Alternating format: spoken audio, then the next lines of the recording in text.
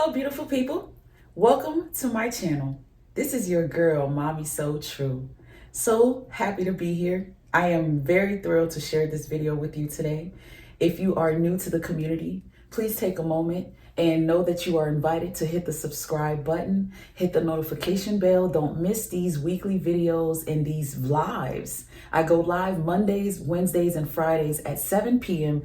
Eastern Time to talk to you about how we are navigating through life as survivors of narcissistic abuse. I am here sharing experience as well as knowledge, verified research. And really, a lot of my experience is probably very, very small compared to the knowledge that backs up what I know about narcissism, what I know about narcissistic abuse, and what I know about people who suffer from NPD.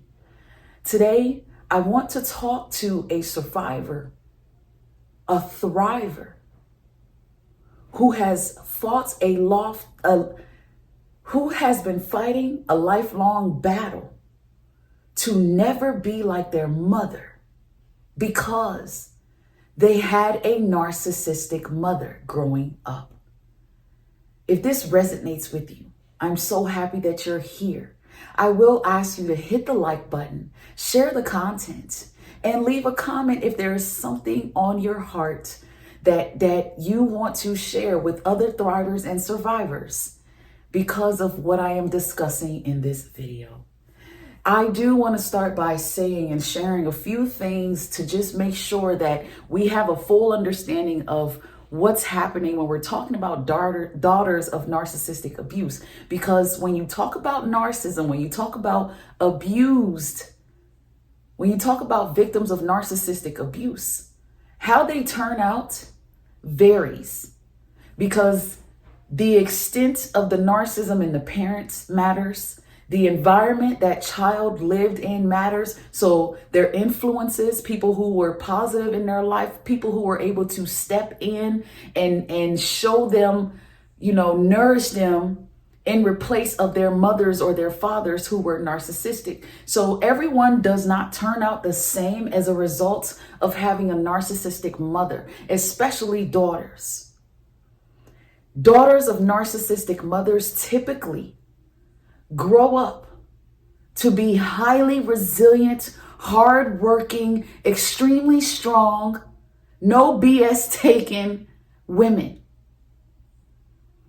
There are scenarios where narcissistic women are narcissistic because of their mothers. But in these scenarios, I have backed it up with research, and I am very convinced that the only way a narcissistic woman becomes a narcissist through her mother is if her father was absent, and as if she had no positive role models.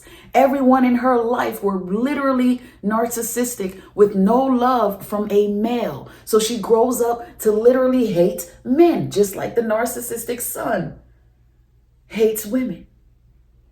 So that's my perspective on that. It's more common to see narcissistic mothers raise brave, intelligent, highly determined women, successful women, because it is so painful to be a female and have a narcissistic mother. I'm going to share with you some of the traits of a narcissistic mother. This might resonate with you. And then I'm going to also share with you some of the symptoms, some of the lifelong battles that come with being a daughter of a narcissistic mother. Now, of course, I'm going to start and tell you, like always, a narcissistic mother, a narcissistic parent, number one issue, the biggest red flag, the biggest sign is their lack of empathy. This leads to neglecting and abandoning their children. This leads to forgetting that they gave birth to these kids, or being lazy and feeling like They don't need to be a mother to their own kids, forcing that child to grow up. Narcissistic mothers will make their daughters servants to them emotionally, physically, even financially. A daughter of a narcissistic mother tends to be the family scapegoat, the black sheep, and the servant. You are responsible for your siblings' well-being emotionally. You are responsible for taking care of everyone financially, especially if you are the oldest daughter and you don't turn out narcissistic. The oldest daughter takes on so much responsibility. The youngest daughter takes on a lot of golden child roles, which backfires in a household where a mother is narcissistic. No child is winning. She may have a favorite child, but they are all being abused. The scapegoat to me becomes the winner because they always end up the scapegoat.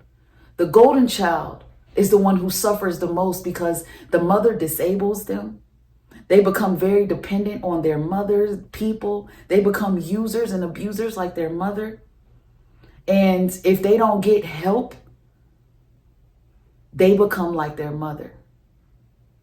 And just like the scapegoat, any daughter of a narcissistic mother at some point in her life has to seek proper help because you do develop narcissistic traits by default. You can't avoid it.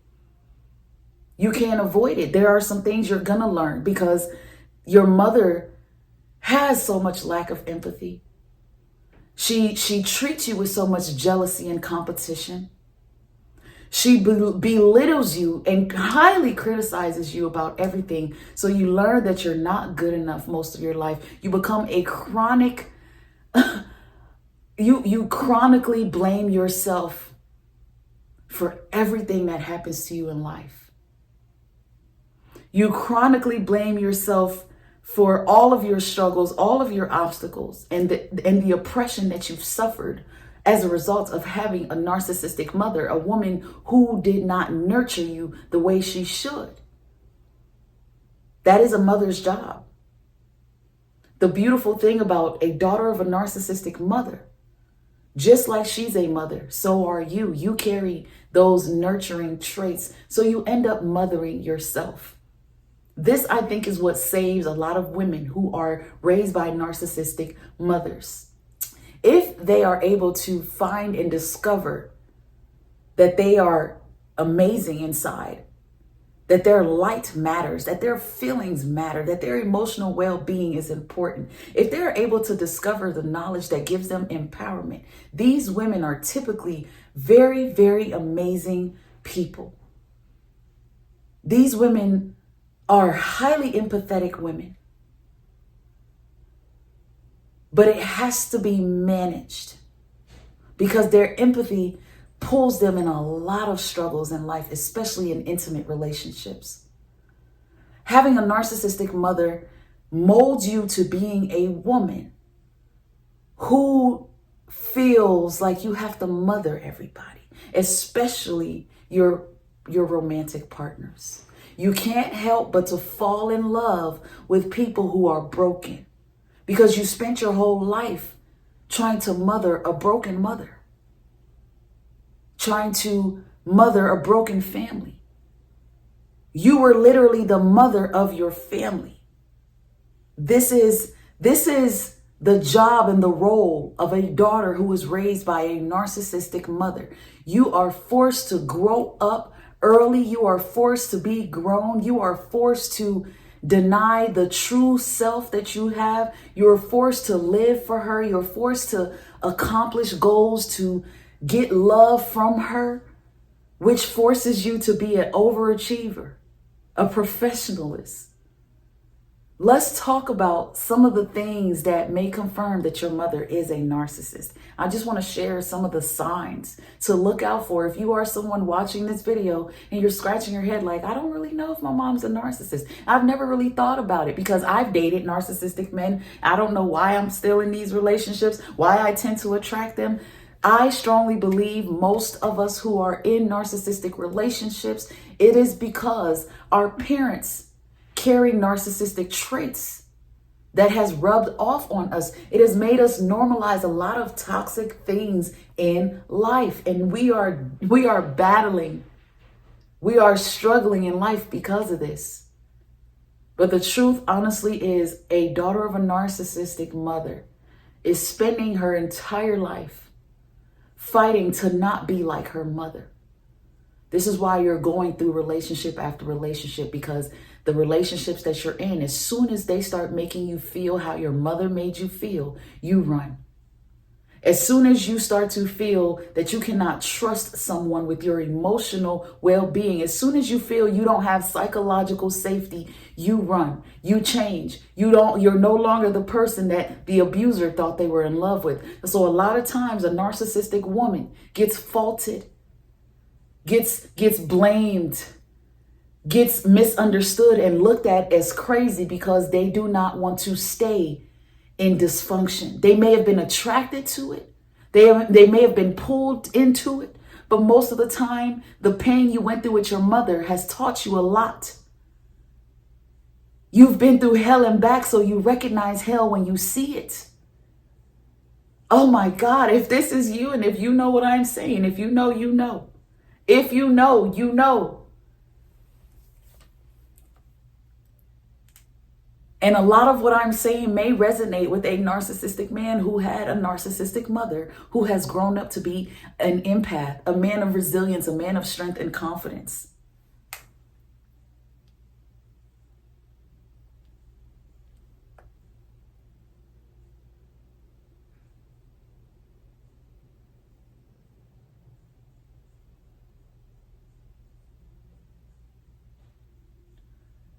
Besides the lack of empathy, narcissistic mothers have a high need for admiration. They got to be the center of attention. They will compete with the pastor's wife. They will compete with their daughter. They will compete as far as paying attention to the type of man you're with and compare it to the type of men they've had. They will try to sabotage your love life. They will try to control your love life. They will try to tell you who you should be in love with. They will try to give you guide in life as if they know so much about love and relationships, yet their relationship lives are terrible. They couldn't hold a marriage, but they want to give you advice about how to be a married woman or how to be a successful, partner for a man. Narcissistic mothers think that they know everything. From being your counselor to your pastor to the mother of the year. They are so convinced in their mind that they are perfect mothers and also perfect people to everybody. And then that makes them feel like everyone's jealous of them. Everyone wants to be like them. This is their diabolical thinking. And because of that, they neglect their children. They neglect their children's needs. Mothers are supposed to pay attention to their children's emotional well-being, their physical well-being. A narcissistic mother will ignore you emotionally and will ignore you physically. She will make you sit there with injuries untreated. She will ignore you when you report certain things, issues and concerns. She'll try to make you feel as though you're just trying to get attention. You complain about things you need. You may get ignored, especially if she is having a hard time with your father or if your father is not there. You are mistreated because of your father's absence. And if you happen to look like your father, she really hates you. You will not be attended to. You will be highly ignored and neglected. Oh, it's a crazy experience to go through. She is highly and overly controlling and critical for no reason. She has to speak on everything. She has to have control over everything, everybody, every situation. So she lies a lot. She lies about everything just to keep control, just to make sure she has control over the narrative, just to make sure she's gaslit everyone so they always believe her version of the story.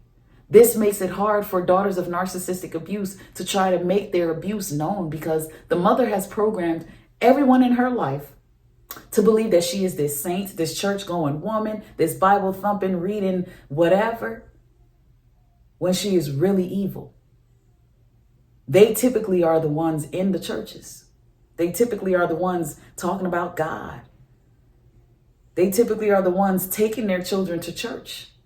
But God uses all those things for good for the children suffering, because a lot of you, your narcissistic mother had you in church and the church abused you, the people abused you, she abused you, but it taught you God, and now you are a God-fearing woman. Oh my God, to God be the glory for our lives, y'all, because God always knew us. God knew you before you even got into the womb of your mother, so your mother won't win.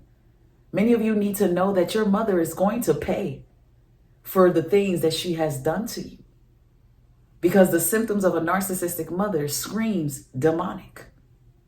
To seek that much control, to be that critical, to use guilt and conditional love on your children is wicked, it's evil, and they will pay for it. They do have their karma. God's wrath is real for these narcissistic mothers.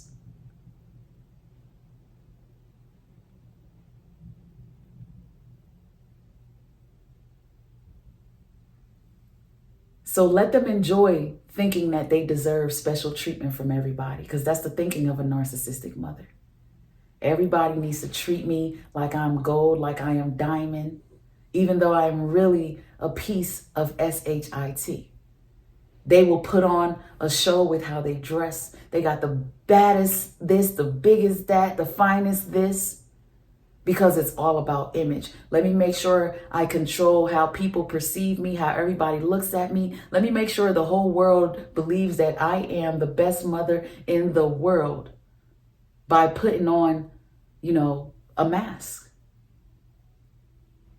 And don't you dare ever try to criticize this person with this mask on. They are hypersensitive to criticism. A narcissistic mother, just like narcissistic women, they cannot take constructive feedback and criticism. You become an enemy. You are against them. You hating on them. You're jealous of them. How dare you try to come for them, because they are so perfect. They are so perfect. And for me personally, one of the things I struggled with as a young woman in my early 20s, when I was discovering what I went through as a kid, I was learning that I did not have to be perfect. I was learning that I did not have to be so worried about my image and my appearance, because that is not what defines me.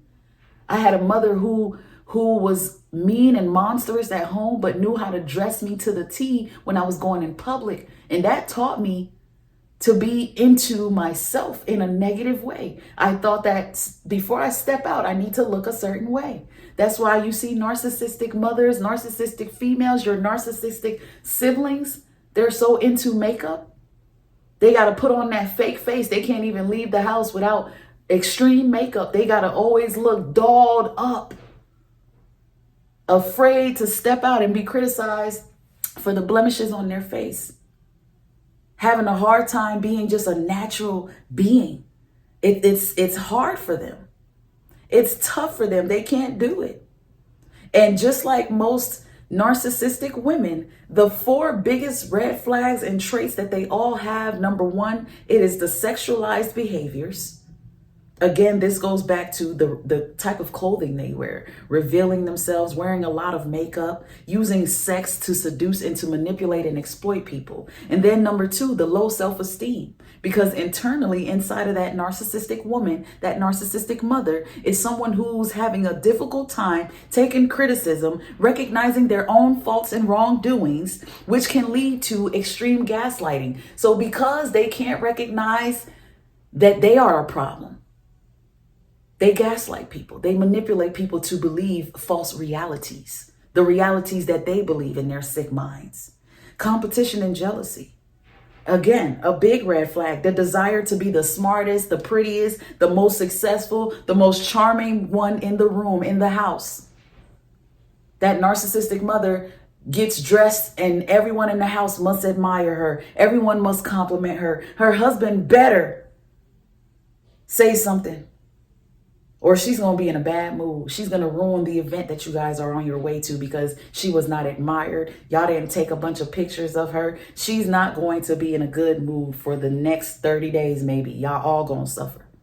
Everybody's going to get silent treatment because the number 4 biggest red sign of narcissistic women and mothers is the pettiness. It's the pettiness. It's the getting stuck on the smallest details, getting stuck on the smallest details or perceived wrongdoings of others. Being petty, not being able to forgive, not being able to have a human, rational way of thinking, knowing that people make mistakes, knowing that your child should not be perfect, knowing that your child will mess up. Knowing that your child is a woman and she has needs. And as she gets older, you should probably be teaching her about her body. You should probably be educating her about sex. A narcissistic woman will not educate you, will not teach you anything, but will expect you to be perfect. Will expect you to cross all your T's, dot all your I's. And if you don't, she is going to demean you for your wrongdoings. She is going to kick you down for having mistakes, for making mistakes. She's going to be hyper focused on getting revenge if you do something wrong to her. Narcissistic women, narcissistic mothers, this is what they do. This is who they are. They can't even help it. They can't even help it. And as a daughter going through this, you've spent your life battling these challenges, overcoming these obstacles in life because you've become a people pleaser. Dealing with a mother like this, you've become a people pleaser, and that's why you're probably dating narcissists. That's why you probably ended up marrying a narcissist because your mother frequently imposed high expectations on you. You were supposed to be a mother when you were just a child. You were forced to do things that you had no business doing. And that set you up for grown men to look at you in disgusting, perverted ways where you ended up getting touched on and molested. And all of that has created a people pleaser because you always want to try to be in an environment that's peaceful. So let me please everyone in the environment so I can have peace because I don't want to deal with drama. I don't want to be triggered about my traumas. I just want peace. I just want love. I just want quiet. And you become a people pleaser. People pleasing is deeply ingrained in you when you have a narcissistic mother or a narcissistic parent in your life. It becomes a strategy to gain approval, whether you know it or not, whether it's conscious or subconsciously done. It is to gain approval, putting everybody's needs before your own.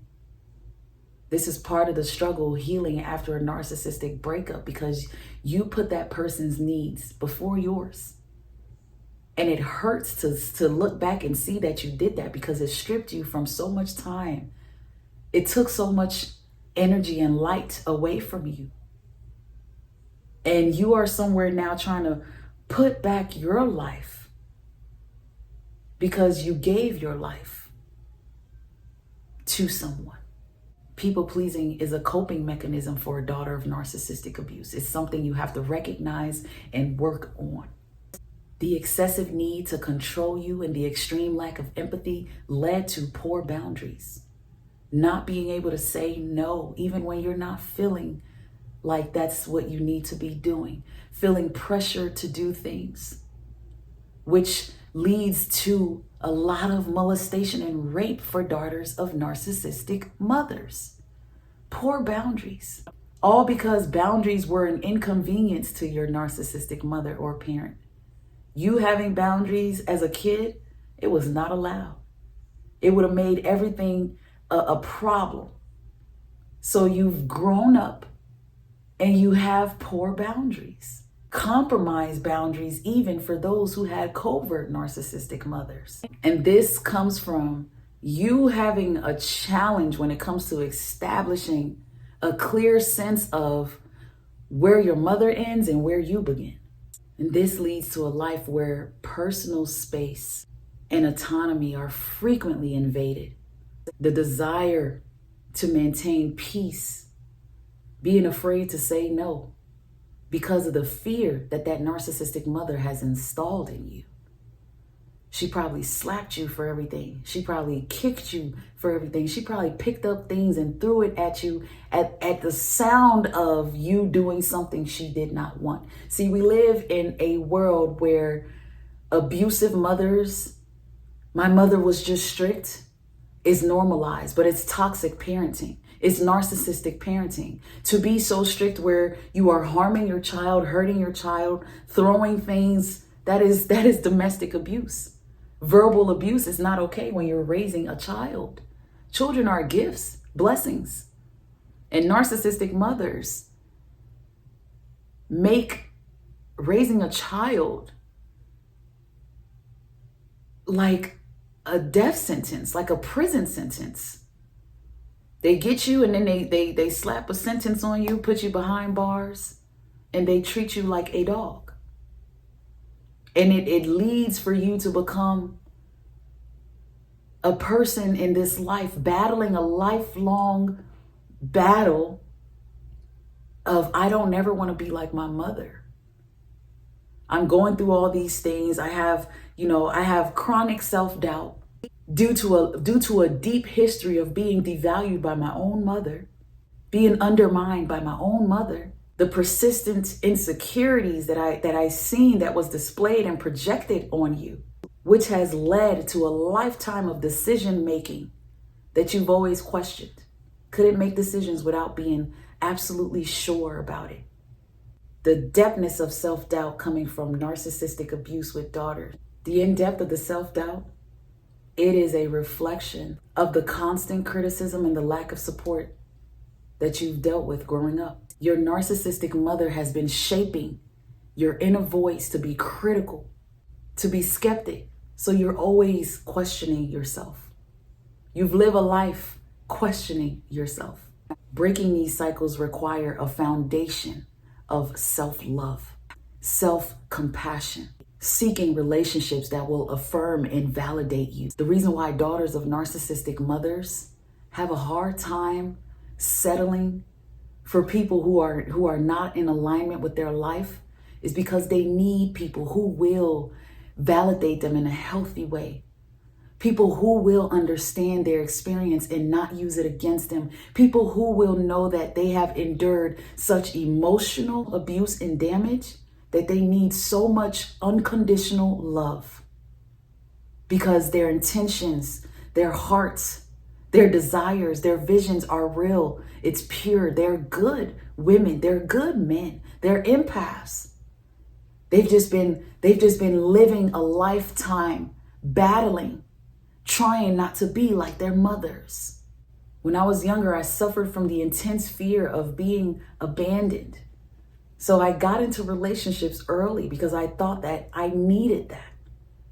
That was a part of the things that I had to work on and break early on in my youth. That's because I was a byproduct of unstable maternal attachment.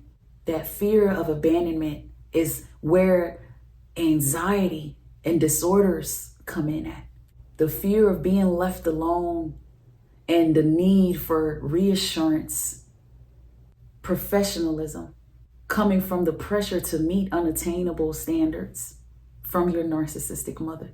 So you're trained to think that making a mistake is going to cause some type of criticism, it's going to cause violence or rejection. And because of this, you'll find yourself highly stressed in situations and relationships because you're always trying to be perfect. And you may always require your partner to be perfect and you don't even know it. But not just that. You stress yourself out with professionalism dealing with a narcissistic mother because of the constant echoing of the judgmental voice, the inner critic. So healing from this involves embracing your imperfections and your flaws. And understand that self-worth is not tied to flaws in performance. Then to name a few, we got the codependency, we have hypervigilance, extreme emotional suppression. Daughters of narcissistic abuse are professionals at suppressing their emotions They know how to mute their emotions. And this is to avoid vulnerability. But the bad thing about this is, over time, it will lead to her becoming emotionally disconnected herself. And now you're pushing towards narcissism on the spectrum.